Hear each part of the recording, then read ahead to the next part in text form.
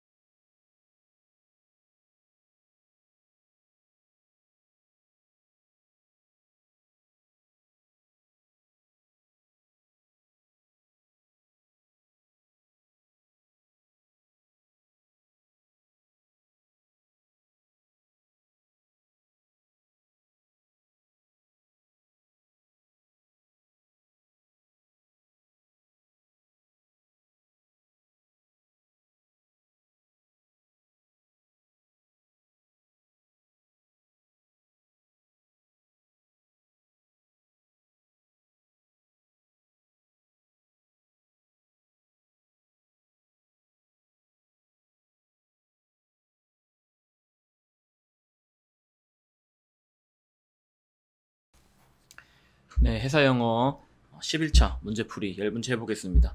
시험 진짜 얼마 안 남았죠? 그래서 조금만 더 힘내서 문제들 쫙 한번 볼게요. 자, 먼저 1번 문제부터 보니까 다음 항로 지정에 사용되는 용어들에 관한 설명이다. 틀린 것은 몇 개인가? 이 항로 지정 방식 문제 같은 경우는 거의 뭐 매 회차 항상 나온다고 보시면 되고 비교적 굉장히 쉬운 파트라고 생각하시면 되죠. 이런 거 틀리시면 안 되고요. 일단은 틀린 것만 보도록 하겠습니다. 틀린 것만 보면 지금 2번이 있는데 이렇게 적혀있네요. 루팅 시스템이라는 거는 통항 분리대, 뭐 원형 교차로, 뭐 항로 이런 걸 다 통틀은 전체 시스템을 얘기를 하는 거고요. 여기 나와 있는 설명은 스킴을 방식이라고 보시면 되고, 어떤 방식이냐면 which separate 분리해 주는 것이다. traffic 어떤 교통 proceeding in opposite or nearly opposite direction 반대 방향으로 진행을 하는 그 교통을 나누는 어떤 시스템을 말한다고 합니다. 자, 근데 이것만 보면 조금 우리가 헷갈릴 수 있는 게 트래픽 세퍼레이션 존이라든지 트래픽 세퍼레이션 라인 같은 경우도 반대로 오는 교통의 흐름을 나누는 역할을 한다 이런 말이 적혀 있어요. 그래서 걔들이랑 이름이 바뀌어 나오면 조금 헷갈릴 수 있을 것 같긴 한데 이 뒤에를 잘 보면 됩니다. 자, 그럼 뭐를 통해서 그런 교통을 나누냐? By the use of separation zone or line. 이 존이나 라인이나 그리고 거기 때문에 생기는 트래픽 레인을 통해서 그런 것들을 만들어낸다 라고 되어 있기 때문에 모든 것들을 통틀은 TSS라고 보시면 되겠습니다. 그래서 이렇게 길이 있으면 여러 선박들이 서로 마주 오는 거예요. 그러면은 선박들이 많으면 좀 충돌하거나 할 수 있으니까 중간을 이렇게 가로지르는 트래픽 세퍼레이션 라인이라든지 세퍼레이션 존이라든지 세퍼레이션 레인이라든지 이런 것들로 흐름을 나눈다. TSS가 되겠습니다. 그런데 여기 보니까 루팅 시스템 돼 있어서 틀린 부분이고요. 자, 그리고 팁 하나를 더 드리면 여기 TSS의 약어가 이제 풀네임이 Traffic Separation Scheme이잖아요. 그래서 이 스킴으로 시작을 하는 게 사실은 TSS밖에 없습니다. 일단은 정답이 2번이 되겠습니다. 자, 그 다음에 2번 UN Clause 파트고요. UN Clause Article 13에서 13에서 내용을 발췌했대요. 근데 보니까 설명이 쭉 나와 있는데 먼저 개념 설명을 하고 해석을 해볼게요. 자, 이게 뭐에 대한 설명이냐면 영어로는 Low Tide Elevation이라고 하는 간조 노출지에 대한 얘기예요. 항해술 하시는 분들은 조금 알 거예요. 우리 간추람 이런 거 비슷한 거라고 생각을 하시면 되죠. 자, 해수면이 고조일 때가 있고 저조일 때가 있잖아요. 얘는 간조 노출지는 고조일 때는 submerged 물 안에 잠기고요. 저조가 됐을 때는 물 바깥으로 나오게 됩니다. 요거를 간조 노출지라고 하는 거예요. 그래서 고조일 때가 하이 타이드죠. 하이 타이드, 네, 하이 타이드라고 적겠습니다. 그 다음에 저조일 때가 로우 타이드. 읽어보니까 이것은 low tide elevation은 naturally formed area, 자연적으로 형성된 구역이다. of land, 땅의. 얘가 땅이죠. 그리고 꾸며줘요. 얘는 which is surrounded, 둘러싸여 있는데 뭐에? by water, 물에. 그리고 surrounded, above water, 물 위에 둘러싸여서 물 위로 나온다는 말이죠. 예, 둘러싸이고 물 위로 나와 있다. 언제? at low tide, 저조일 때. 끊고요. but, 그러나 또 꾸며줍니다. submerged, 잠겨 있다. 언제? high tide, 고조일 때. 요거 설명이 되겠네요. 정답이 2번이 되겠습니다. 자, 그 다음에 3번 콜레그 파트고요. 콜레그의 세이프 스피드라는 파트가 있죠. 여기서 보면은 세이프 스피드를 결정을 하는 데 있어서 중요한 요소들이 있다. 그래서 그런 것들을 쭉 열거를 해놨는데 이 세이프 스피드라는 건 뭐냐면 뭐 정확하게 명시가 되어 있는 속도가 아니에요. 뭐 세이프 스피드는 8노트다, 5노트다 이게 아니라 주변 환경에 따라서 항해사가 판단해서 조절을 하는 겁니다. 조금 더 빨리 해도 되겠네? 좀 더 느리게 해야겠네? 이런 거죠. 뭐 예를 들어서 선박이 만약에 지금 10노트로 항해를 하고 있었다고 가정을 해볼게요. 근데 대양을 항해를 하다가 이제 연안에 오니까 막 작은 어선들, 바지선들, 등대, 뭐 기타 좀 위험물들이 이렇게 막 보이는 거예요. 이렇게 되면 항해사 입장에서는 좀 위험하네. 속도 한 6노트까지 낮춰야지 이게 세이프 스피드입니다. 아시겠죠? 그래서 주로 뭐가 나오냐? 이 외부 어떤 요인들이 나와요. 뭐 교통, 장애물, 혹은 선박의 성능, 레이더 성능 이런 거에 따라서 읽어볼게요. 알맞지 않는 걸 고르는 건데 1번은 맞죠? characteristics 하면은 특징이고요. efficiency 하면은 효율인데, 그리고 limitations 하면 한계죠. 무엇에?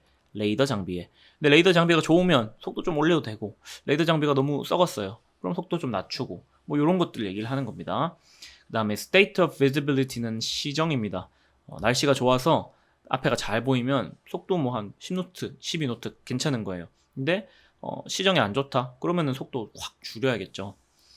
그 다음에 날씨 나옵니다. The state of wind, 바람, C는 파도고요. 그리고 current, 조류, 그리고 proximity는 접근성인데, of navigational hazards, 항해상의 위험의 어떤 접근, 이런 걸 보고 속도를 줄여라.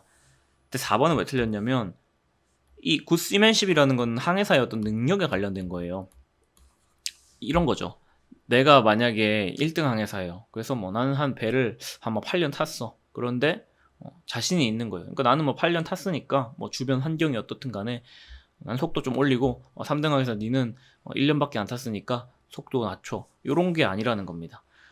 어떤 개인의 어떤 역량을 가지고 절대로 세이프 스피드 조절할 수 없어요. 그래서 이 부분 틀렸다.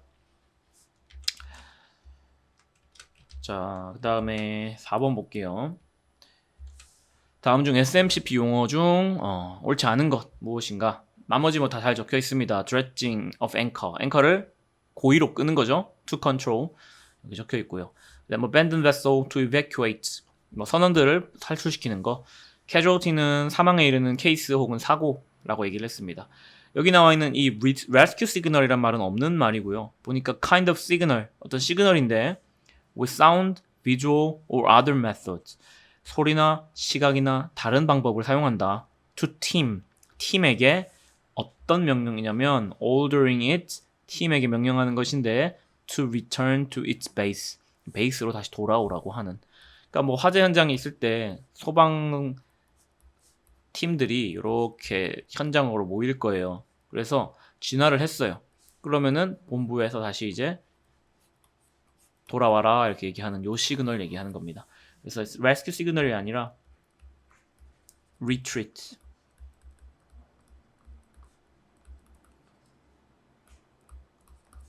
복귀하라는 거죠. 복귀하라는 신호를 얘기하는 거라서 이 부분이 틀렸습니다. 자, 그 다음에 5번 문제. 5번 들어가기 전에 A번 설명 한번 하고 이 빈칸 들어가는 게 뭘지 볼게요. 빈칸 넣는 문제인데, 우리 흔히 등대라고 하는 애들 있죠. 요 등대라고 하는 애들이 이렇게 등화를 이렇게 비춰주잖아요.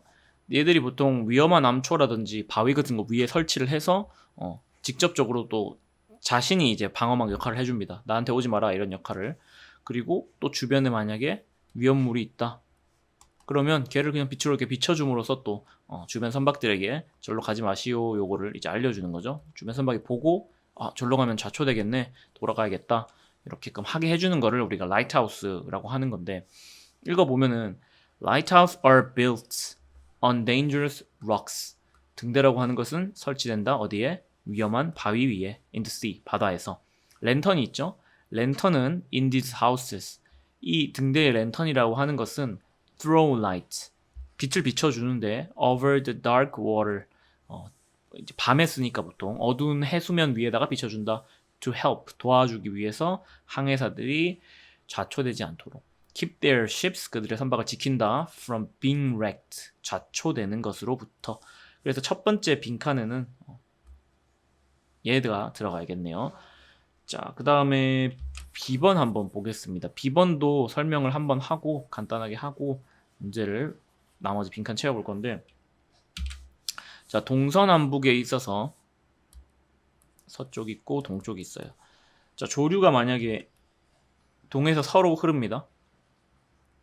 자, 이거는 방향을 이 조류를 부를 때 뭐라고 말하냐면은 서류라고 해요.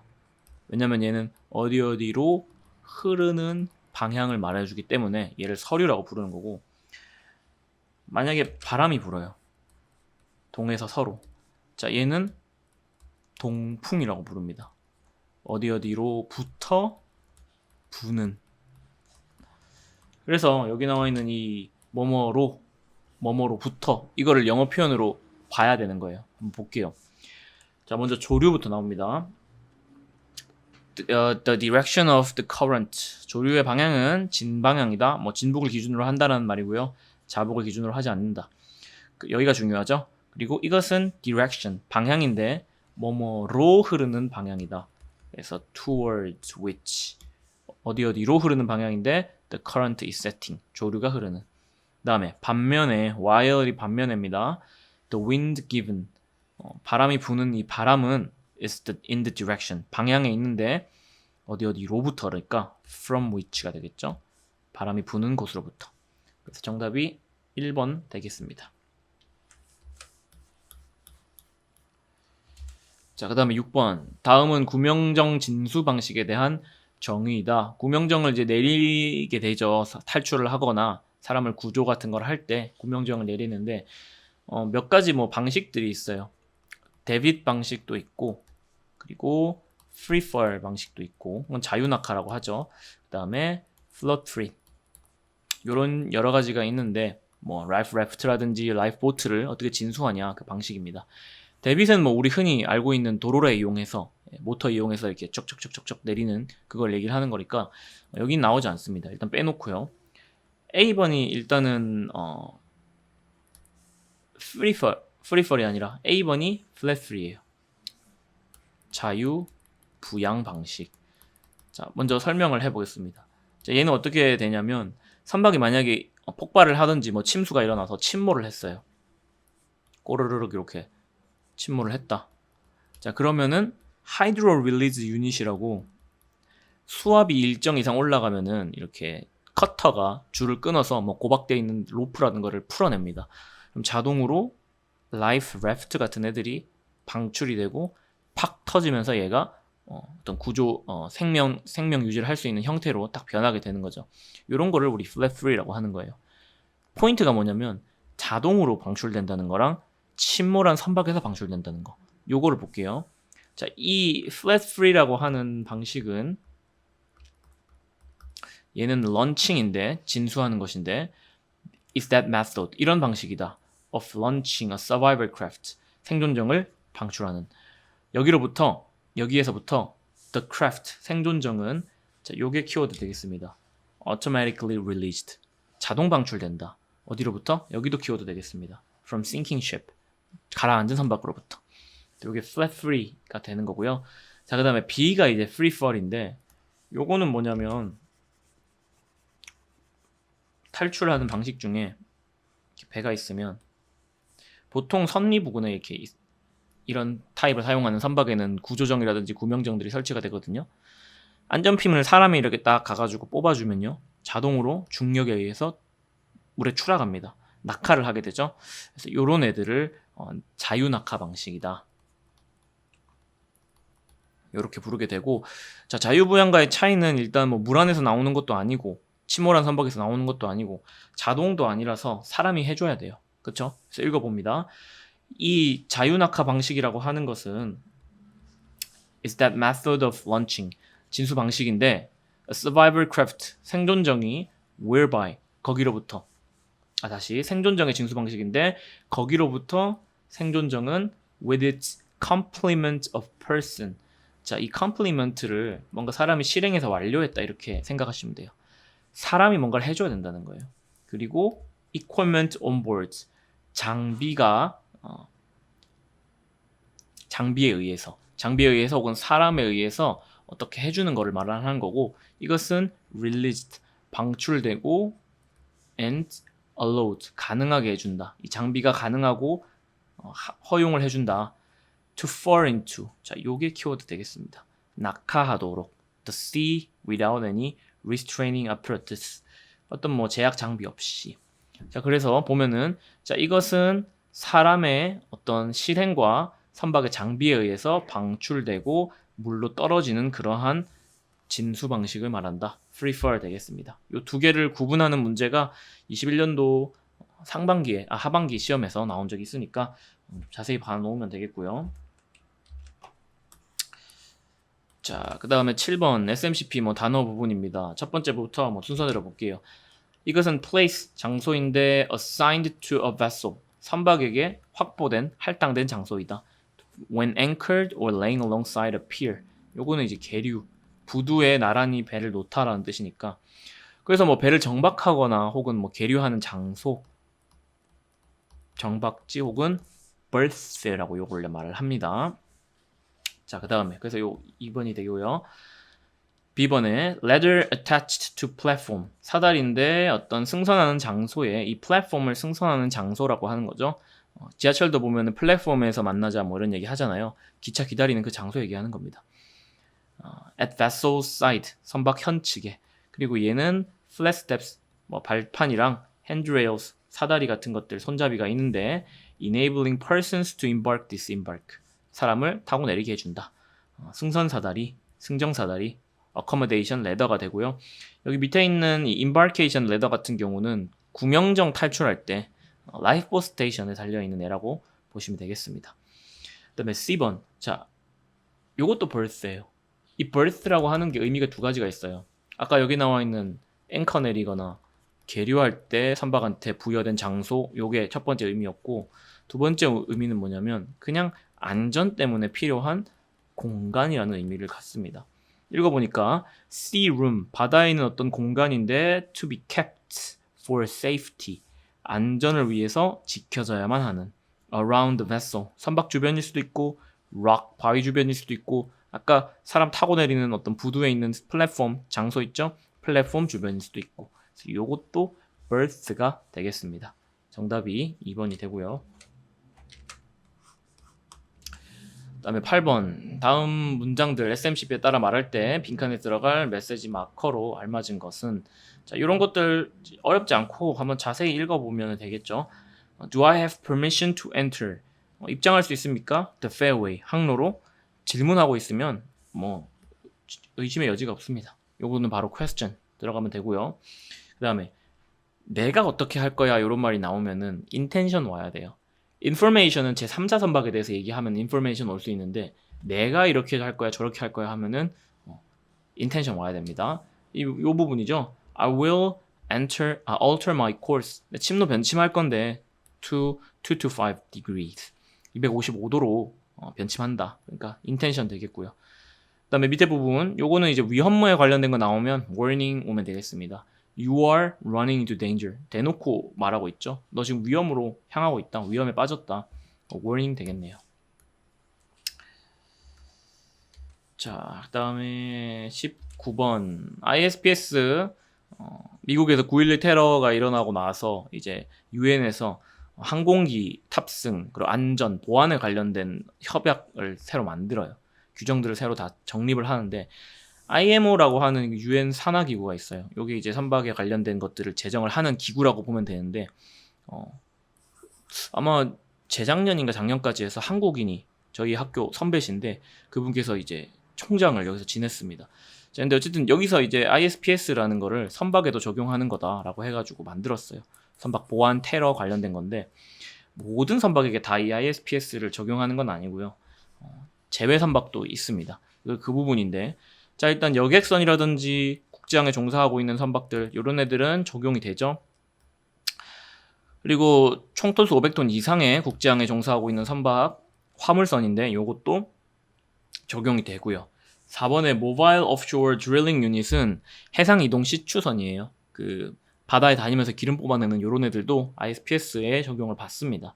왜냐하면 굉장히 위험한 폭발성을 갖는 기름 같은 거를 싣기 때문에 테러의 위협이 있고요.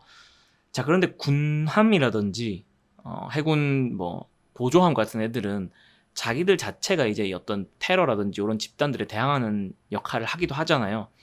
대한민국 정부에 속한 선박이라든지.